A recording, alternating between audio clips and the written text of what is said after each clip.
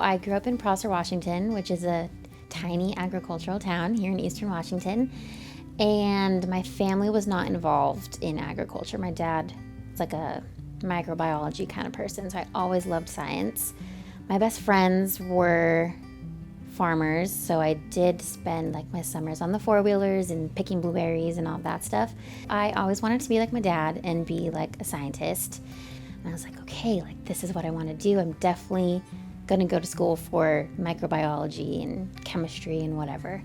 So that was my focus, and I always knew that doing the prereqs in college, and then I applied for the medical lab science program and loved it, and worked in a hospital, a VA hospital, for a couple months and working and doing tests. And yeah, so I always thought that I was going to be happy being in the medical field. And then when I came back and I started working in a tasting room, I realized that there's still science to wine, and I could use my degree actually to go into wine. After I finished the YVC program, I realized, so I went back to my job and I became the enologist and the vit tech. So I really got to work in the vineyard with the fruit from bud break all the way, through bloom and through veraison, through harvest. Then I would get to harvest the fruit, go back to the winery and make the wine out of it, which usually I feel like people kind of have one side or the other. They either work in the vineyards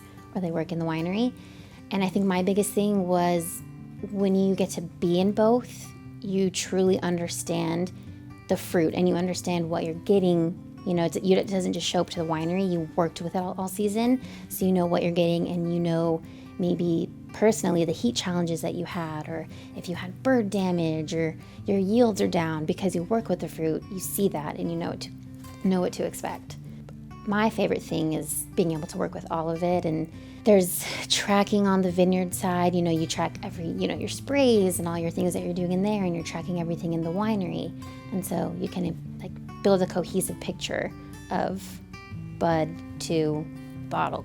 During harvest, when you're trying to decide your picks and when you're going to pick, and you're tasting the grapes, but then you also want to know their numbers. So basic chemistry, so you're running pH, TA, you're trying to find out the sugar levels to see if they're ripe, so you're kind of doing that process through harvest. And then once you have the juice in the winery, you're kind of still running all of that stuff.